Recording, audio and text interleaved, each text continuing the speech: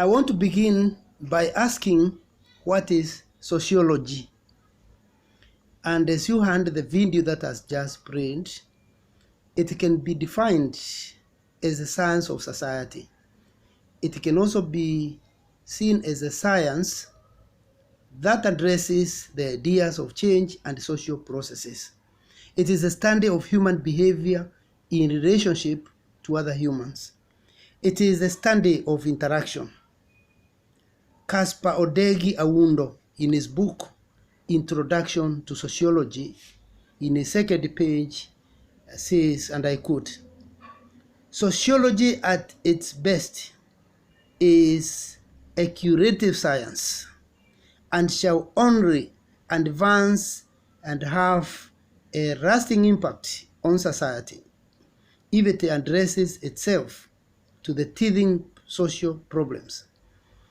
Smith and Preston, they define sociology as a study of human beings within their social context. Their definition emphasizes that sociology concentrates on learning about interrelationships.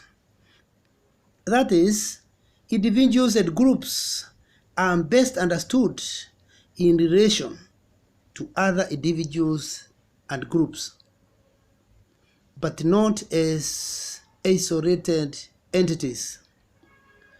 Now, something very, very interesting is that sociology is seen as both art and science. Now, that is something we can maybe comment on and say, as art, you can see the artistic nature, the creative nature, the creativity therein. You shall see all that. And as science, you can see the jargons that it has. In fact, we are starting with these jargons that are purely in the science of sociology. Some of these working tools include society itself, phrases such as acculturation, which they share with social anthropology, assimilation as well, they share norms, they also share with other units or other areas, anomie. Even as anthropology itself is also a sociological term. There are also things such as folkways. There are things such as ethnocentrism.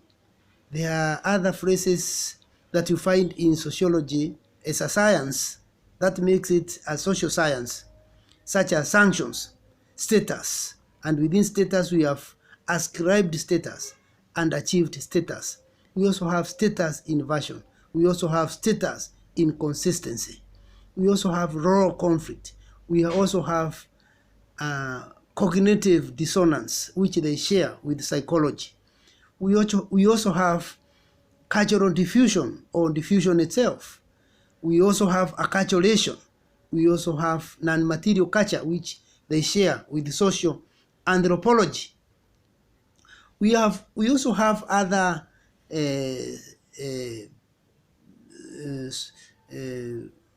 jargons that are purely for sociology as a science, such as modes, customs, folkways, cultural shock, cultural universals, law conflict, social strata, social stratification, social control, social mobility.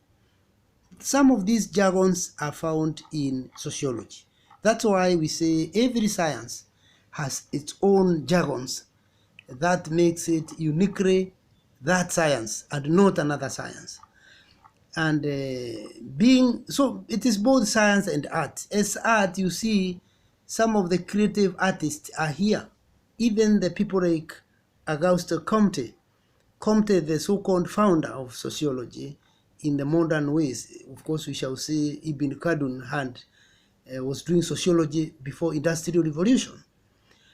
But Comte came up with a more scientific way of addressing it, and he more or less grabbed the title of the founder. But it was there before. After all, when was there no sociology? Even in traditional African society, we still had sociology, because people are sociologizing and studying the patterns of one another. So there was a lot of sociological studies in even informal education in Africa before the coming of Western education.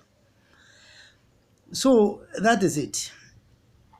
Another question we may want to say is, what is the importance of sociology? Now, I say this, as an investigative science, it seeks to find out whether the society assertions are real. It wants to know whether these assertions are real or not. For example, democracy is supposed to be the rule of the people, by the people, and for the people, using Abraham Lincoln's definition.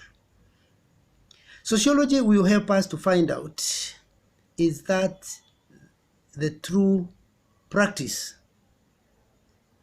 Another point, as a curative science, the science that cures, the science that treats, it successfully unravels the causes and effects of observed behaviors, applying established methodology commensurate with its level of development. In so doing, it helps to forestall speculations and the making of untenable conclusions. Now, since sociology as a term was coined by Auguste Comte, who died in 1857, born 1798, it has been highlighted as if he was the first man in history, first man or woman in history to reflect critically on society. Though he was not Comte's contribution, though he was not Comte's main contribution, it was that he added the concern with empiricism to the tools of societal analysis. Actually, he came up, he's taken as the founder of sociology, but in actual fact, what he did, he added the concern with empiricism, or in scientific tools, employing tools of science, of social science in his analysis. But even here, the Milesian school was centuries ahead of him. Before Comte, there was the Milesian school. In studying political sociology, we are required to master the political thought of ancient Greek scholars such as Socrates, such as Plato, such as Aristotle. We also study the writings of the Italian political theorists such as Niccolò Machiavelli, among others. This makes the students of sociology to get enlightened in socio-political matters facing the society. In Sociology of Education, one must study Plato's Republic, for example. It's a compulsory reading.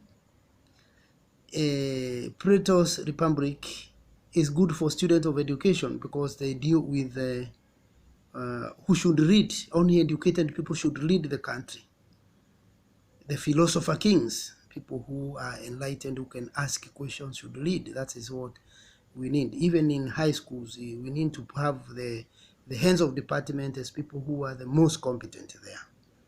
In university, you need a person who has really researched a lot to head the institution or department so that he can command in Plato's Republic understanding, so that you can command respect among your peers.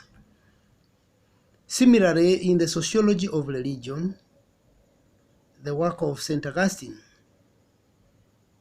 you call it, he wrote, he had a write-up, The City of God. And St. Thomas Aquinas, he wrote in Latin, Summa contra Gentiles, are some of the basic texts in Sociology of Religion. Comte did not attempt a definition of sociology, but considered it to have two main branches. One, the scientific study of institutions, and how they relate to one another. He termed this sociostatics. And the second one in Comte's two branches is the scientific study of societal change. He termed this societal change, he called it social dynamics. Now, seen in this way, institutions include families, churches, religion, education, economics, politics, all that. A person who has studied social change will work with ease and cope up with the changes affecting his or her people. Now, two scholars who have written jointly, McGrever and Page, they say that sociology is about social relationships. The network of such relationships is what we call society, and it is only sociology that principally concerns itself with it. A Nigerian scholar by name Izewu says that sociology is a scientific study of human behavior in groups, having for its aim the discovering of regularities and order in such behavior and expressing these discoveries as theoretical propositions or generalizations that describes a wide variety of patterns of behavior. He said, the discovering of these regularities in human behavior is due to the fact that men or lead humanity have culture and that they live in groups. Now, living in groups demands interaction with one another in the group. Maybe that is the best we can reach there. Unless you have a question, we may reach there today, or we can go on if as it may be demanded. Thank you.